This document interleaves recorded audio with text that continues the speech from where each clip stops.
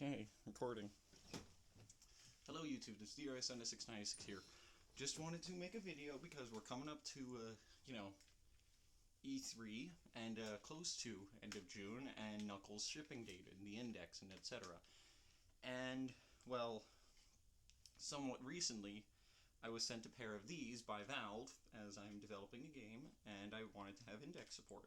They sent me a pair and I'm just going to give my thoughts on them. This is from someone coming from ViveWants, and I'm recording this on my phone for certain reasons, so this is all going to be in one take as well. So, I'm gonna keep it fairly short. So, the main benefit of Knuckles is you put it on, tighten up the strap, make sure it's on correctly, and you can just let go. And I have tried full-on throwing with these, and they do not come off at all. Also along here, there are some finger trackers that can tell how, curled your fingers are and how hard you're squeezing, and these feel really good to squeeze.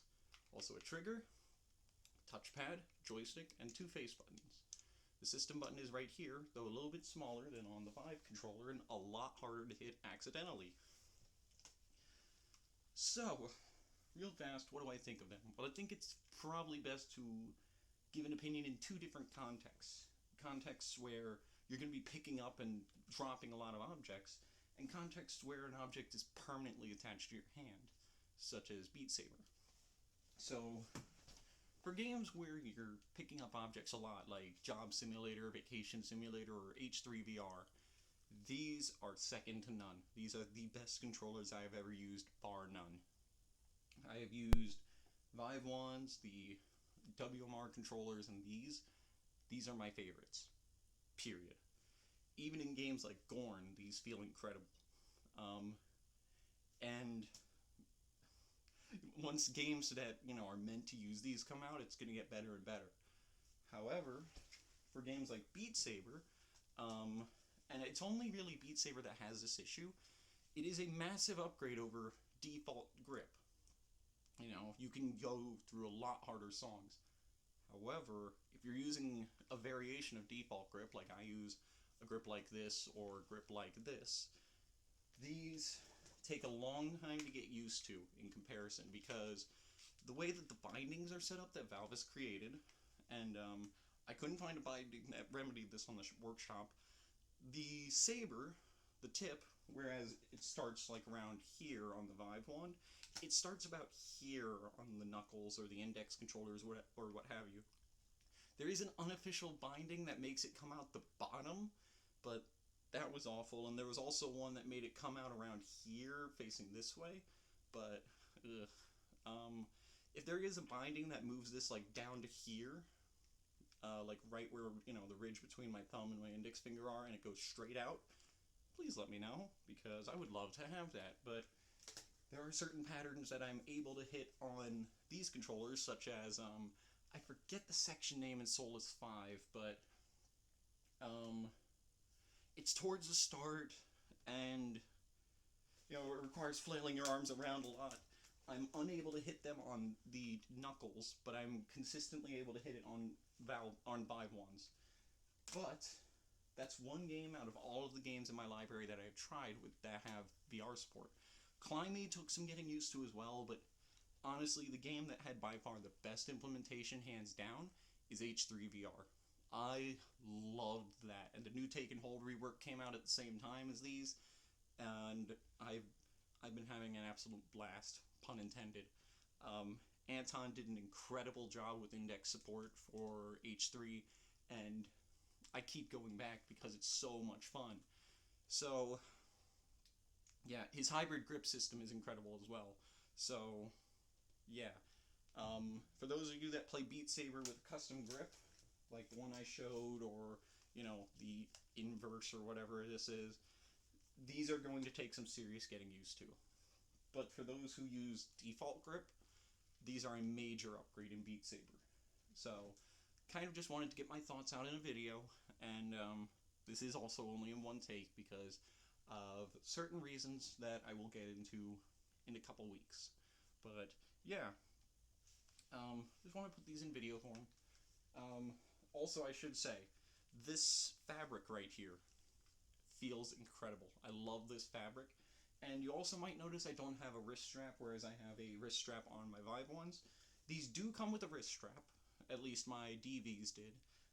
They also come with two USB Type A to Type C cables, because these charge through Type C.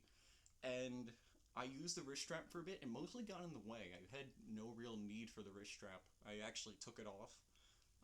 There is no real spot to attach it. We attached it here. You could kind of loop it through this area right here. But yeah.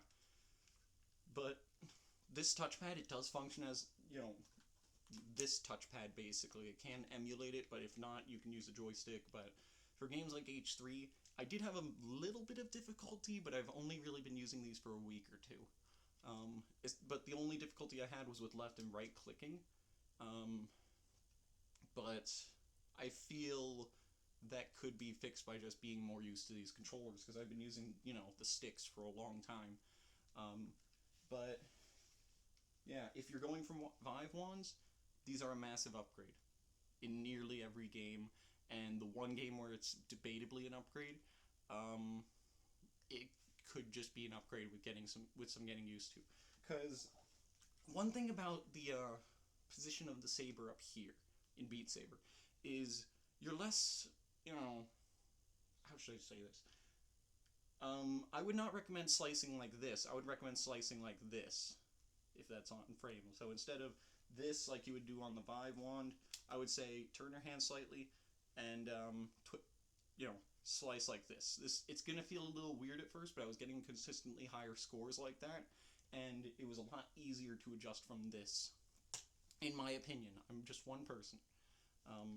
So yeah, because I'm only really putting these thoughts in a video form because I saw one VR reporter that got one of the dev kits and said this is an insane upgrade for Beat Saber and gives you an advantage. I put in my request way before that video, but I decided to explicitly test Beat Saber because I noticed he was using default grip on Vive wands, and of course it'd be an upgrade. Everything's an upgrade over default grip Vive wands, honestly. So yeah, it takes some getting used to. But once you get used to it, these are the best VR controllers in my opinion. So yeah, do I think it's worth $280? Well, I did pre-order it day one, when the pre-orders went live, but canceled it as soon as this kit got approved. So, do I think they're worth it coming from a Vive user? Absolutely.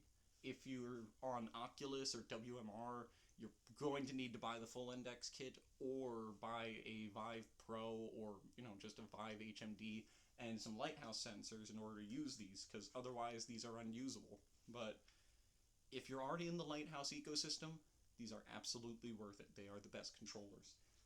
I'm still going to be holding on to my Vive ones, though, because I'm thinking of, once I get the Index HMD, passing these along to someone, probably my brother or a buddy of mine, or possibly turning these into feet tracker, like body trackers, like stick them on, like, I don't know, right here, and it can track my chest. But yeah, that requires some driver hacking, though, so I want to avoid that for now. But yeah, these things have been beat up to no end as well. Like, one of these, I forget which one, has actually been opened up. Oh, it's this one, actually, because I haven't opened this one. It's this one. The touchpad, the motor stopped working, so I replaced it with the touchpad with one from a Steam controller.